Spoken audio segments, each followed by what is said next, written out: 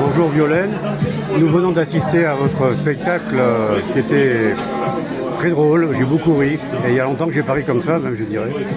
Et bravo, parce que vraiment c'était formidable. Et je trouve que vous avez beaucoup de talent, et même du chant aussi. Tout à fait.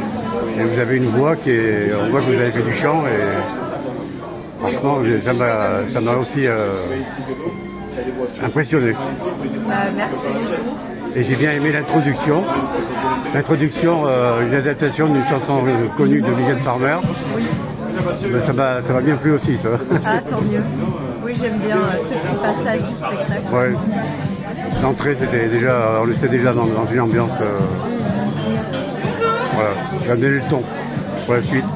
Alors, je voulais vous demander, vous dites que vous êtes une rescapée de la Révolution française et du numérique, en quelque sorte.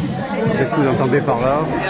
Alors, rescapé de la Révolution française, on identifie bien que le sujet, c'est l'aristocratie.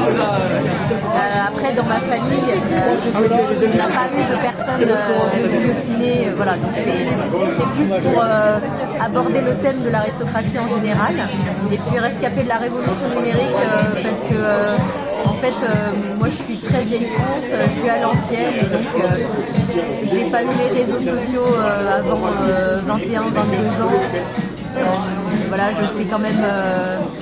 Au début, je savais très mal me servir du téléphone. Enfin voilà, il y avait un décalage avec ma génération du point de vue de la technologie et aussi des références culturelles. Et justement, alors je me demandais, est-ce que c'est difficile à assumer d'être une aristocrate de nos jours? Je pense, en fait, quand j'ai commencé à aborder ce sujet sur scène, j'ai joué mon spectacle au Festival d'Avignon et j'avais effectivement assez peur des réactions en me disant, voilà, est-ce que les gens sont encore très révolutionnaires dans leur tête, auquel cas ça va pas du tout leur plaire, et en fait ça s'est très bien passé. Et donc j'assume facilement, voilà, que je suis aristocrate, ça fait partie de moi en fait, de toute façon, je peux pas l'enlever. Après, il y a un autre point que j'ai relevé. Vous parlez de l'amour courtois qui semble absent souvent, et vous remettez beaucoup en question le comportement à ce sujet.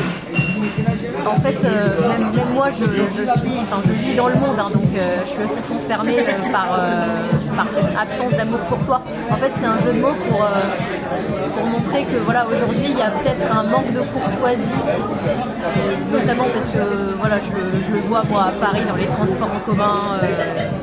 Même moi, ça m'abrive de faire preuve d'incivilité, de bousculer les gens. En fait, il y a une des valeurs de la noblesse qui est la courtoisie. Justement. Donc c'est l'occasion de un petit peu la remettre sur le devant de la scène pour que les gens se rappellent. Merci. Je voulais vous demander aussi, vous êtes finalement entre deux mondes. Est-ce que cette situation est source de problèmes ou au contraire d'humour, ou les deux? C'est vrai que je suis entre le monde du stand-up et l'aristocratie, rien à voir, effectivement. Moi, je trouve que, en fait, c'est quand j'ai commencé le stand-up et le théâtre que j'ai vu que j'étais très décalée et que ça pouvait être un ressort comique. Donc ça, c'était une bonne chose.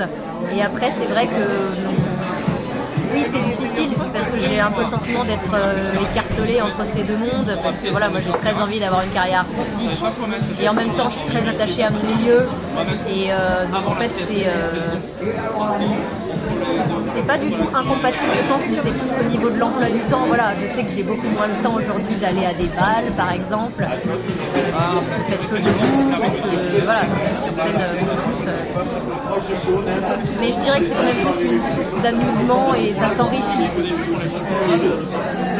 Ouais, ça s'enrichit beaucoup. Je sais qu'aujourd'hui aussi, le fait d'avoir côtoyé des stand-uppers qui sont très détendus sur plein de choses, sur les bonnes manières, voilà, moi je suis plus simple aussi aujourd'hui avec les gens. D'accord. Votre spectacle mélange rap, opéra, poésie. Donc pourquoi cette diversité?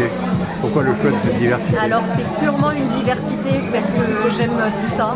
J'aime beaucoup le chant. le chant lyrique notamment. Le rap, je trouvais ça décalé avec mon personnage de chanter du rap, donc c'est pour ça que je l'ai intégré. Et en fait, je pense que sur un premier spectacle, on explore beaucoup de choses aussi. Donc j'ai vraiment essayé d'ouvrir ma palette le plus possible. Et puis après, on verra comment ça se passe. Je commence à prendre aussi les claquettes parce que j'aime beaucoup la comédie musicale. Peut-être que je l'intégrerai dans le spectacle, on verra. Très bien, merci beaucoup. Merci à vous.